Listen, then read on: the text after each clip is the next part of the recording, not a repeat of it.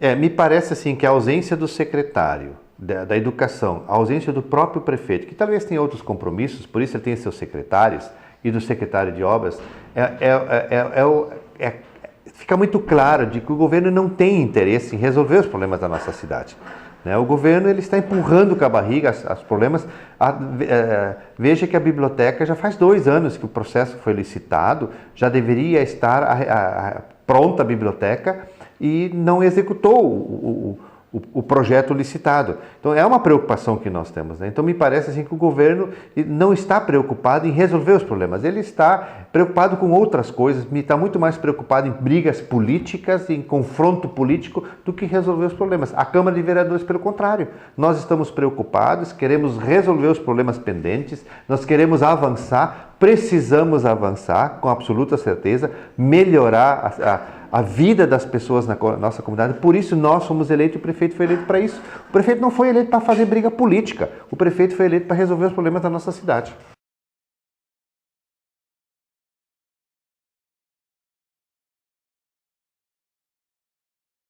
Todos aqueles que usaram a biblioteca ou a usam ainda hoje, eles se ressentem, né, da localização atual da biblioteca e do tempo que ela está lá no Parque Centenário. É um lugar aprazível, sem sombra de dúvida, né? Só que é um local inadequado.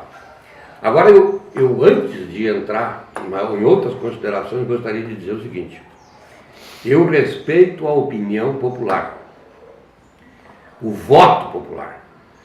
O prefeito Paulo Azeredo foi eleito pelo povo, pela maioria do povo, e eu respeito a vontade popular. Agora, eu não posso concordar com todos os atos praticados pelo prefeito, e principalmente quando o bem comum está em jogo.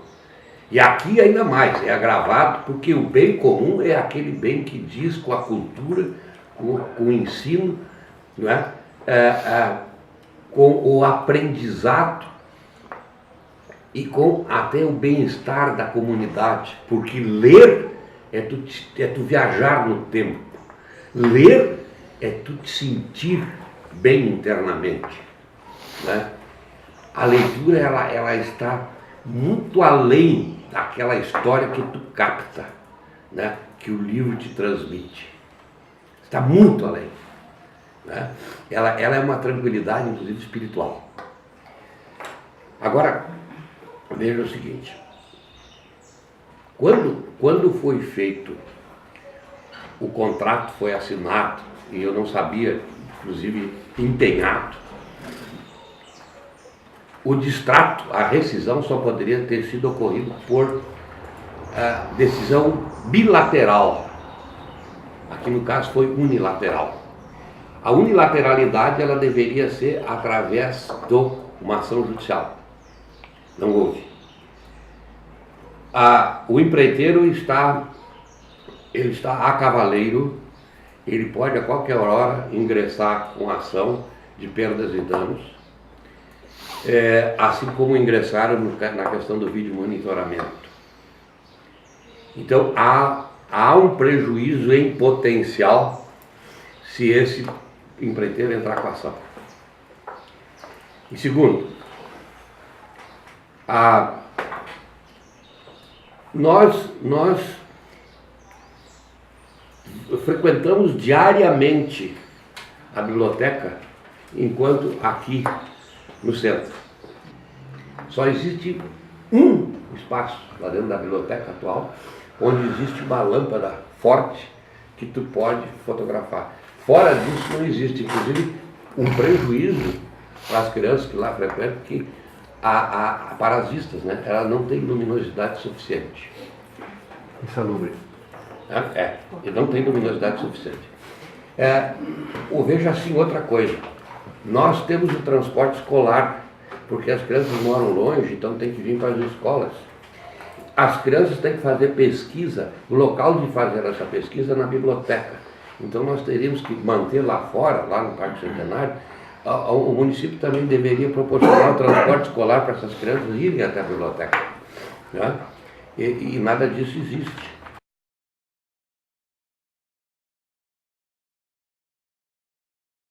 as duas últimas licitações, que eu participei mais ativamente, corri com o processo, né, para que tudo fosse mais rápido, né, mas assim, ó, infelizmente a gente não tivemos êxito, né. O João, assim, sempre muito empenhado, eu vejo que o prefeito também empenhado, né, mas a questão toda ali é a questão das planilhas que não fecham com as planilhas dos construtores, né.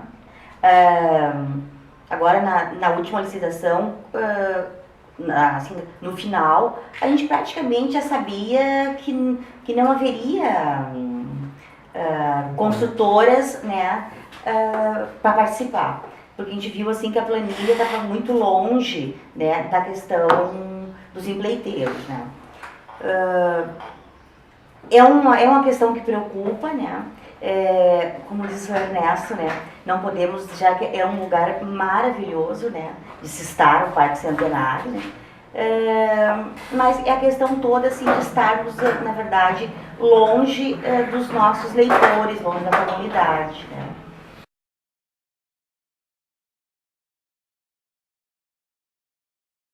Qual é a finalidade de uma biblioteca? Lá é o local de se buscar a nossa história.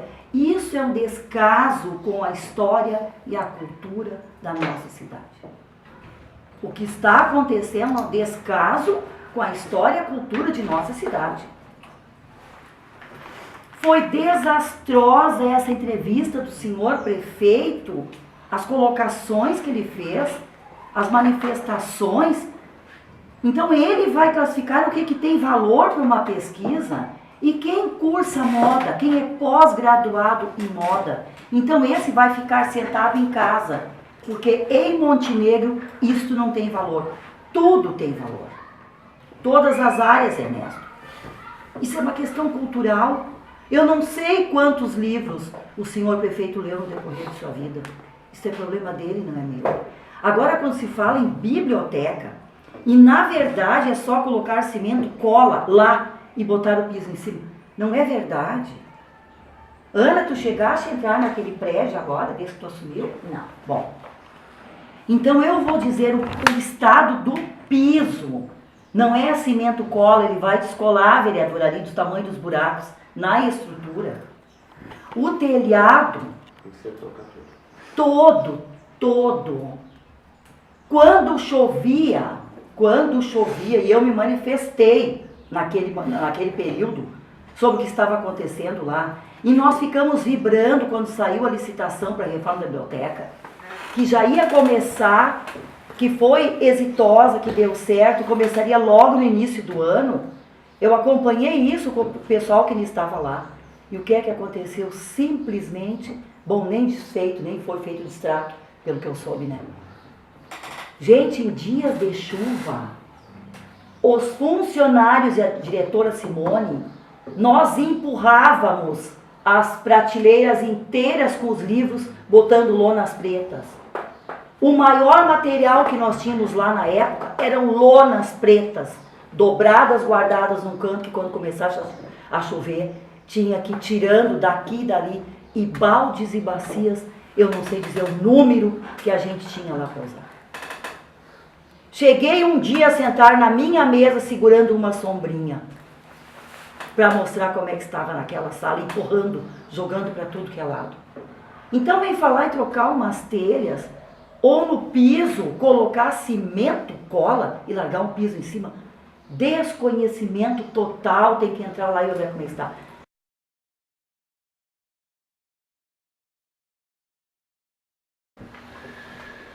Agora, quando tu dizer o que tem que ser feito lá, tem que botar um cimento cola, ou tem que do telhado tem que ser feito, isso tem que ser feito por um técnico, tem que dizer só. Isso nem prefeito, nem vereador.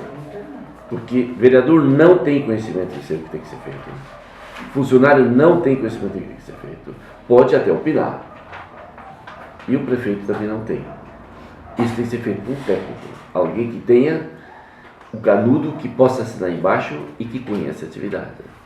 Então não adianta nós dizermos aqui, não, porque tem que ser trocado o telhado todo, tem que ser feito isso, tem que ser feito aquilo, tem que ser feito aquilo. E nem o prefeito dizer que com cimento cola se faz. Tá? Tem que ser um técnico que tem que ver isso aí, Quanto à planilha de custos, não foi... não teve... a senhora disse que foi em 120 mil, né?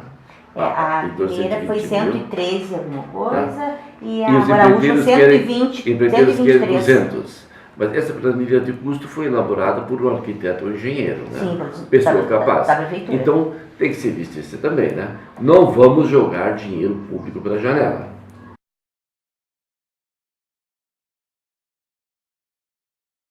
É a Academia Montenegrina de Letras, que tem uma parceria junto com a Academia Brasileira de Letras, né, na qual a gente levou essa questão da biblioteca desde a nossa formação.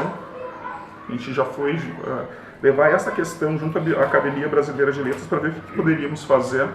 A academia tem uma pessoa no Rio Grande do Sul, uma pessoa técnica, que poderia ver a biblioteca e, em cima disso, o que fazer arquitetonicamente.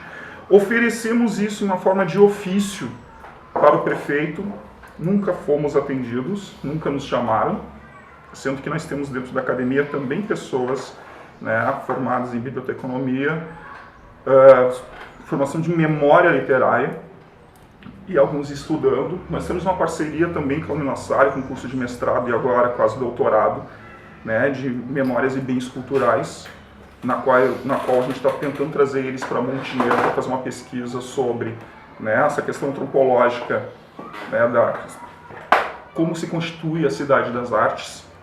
Então nós estamos trabalhando, né, para o fomento da cultura e principalmente da área literária de nossa cidade. O que aconteceu em novembro a fevereiro? Estava eu fazendo pesquisas, isso acredito que praticamente todos os jornais da nossa cidade noticiou isso, sobre a busca, né, histórica de nossos escritores que aqui passaram. São mais de 150 escritores, né, que passaram por aqui falecidos, fora, né, os que estão vivos. A gente acredita, a gente ainda está fazendo essa pesquisa, mas que nós temos mais de 200 escritores na cidade. Uma cidade riquíssima, né, dentro de uma cultura escrita, e vemos que a biblioteca tem um acervo riquíssimo histórico. Que aí eu me preocupo em ficar mais 2 anos lá. O lugar é inapropriado, porque todo documento histórico tem que ter uma área especial para ela. Um controle de calor, um controle de umidade e um controle de iluminação. Coisa que não há, né, em nossa cidade isso, infelizmente. Nós estamos falando, né, em questões econômicas e não em investimento. Não se faz economia com educação e com cultura. Eu acho que isso as pessoas não estão pensando, e é aí que eu faço críticas duras ao atual governo, como também fiz críticas duras, né? O Renato Crantes está de prova, quantas vezes eu fui lá, como na Secretaria de Educação, praticamente, desculpa a palavra, mas enchendo o saco, né, porque eu não sou ligado a partido político, eu tenho uma preocupação hoje com a questão educacional e cultural, e não me importa qual é o governo que esteja, eu sempre vou defender isso e lutar por isso. Então, eu estou começando a ter muita preocupação, e a academia está pensando em entrar junto, né, com a Academia Brasileira de Letras, o Ministério Público Federal sobre essa questão, porque é uma desvalorização da história e isso é crime nacional, para quem não sabe. Então, eu vejo que, outra coisa, lá dentro é um calor insuportável no verão. Nesses meses eu levei um termômetro, nós temos fotografias para quem quer, possa entrar no site da Academia Montenegrina de Letras, desculpa. Tem fotos lá que chegou a 42 graus lá dentro. Quase humanamente impossível de ficar trabalhando lá. Eu vejo que as meninas que lá estão são heroínas, né, fazem de tudo. Muitas delas trouxeram ventiladores de casa para estar lá dentro.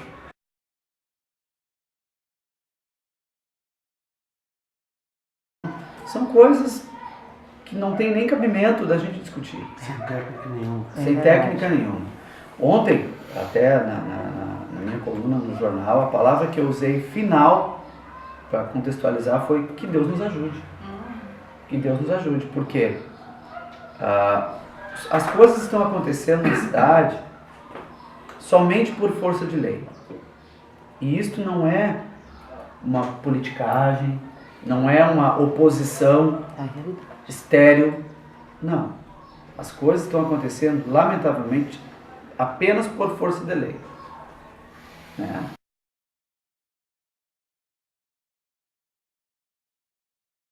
Realmente lamentável. Né?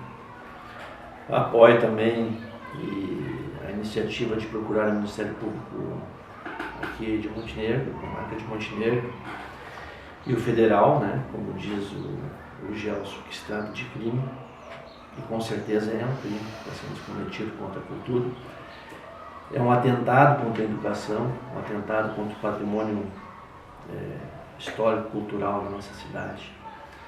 E eu acho que nós temos até pensar daqui a pouco em fazer mais uma CPI, né, da biblioteca, né, um assunto tão interessante, tão importante, interessante, e está nessa situação aí, um contrato assinado, empenhado, não realizado, quase a mesma coisa que o vídeo de monitoramento. Então nós temos que analisar da possibilidade, inclusive, de fazer mais uma CPI em Montenegro.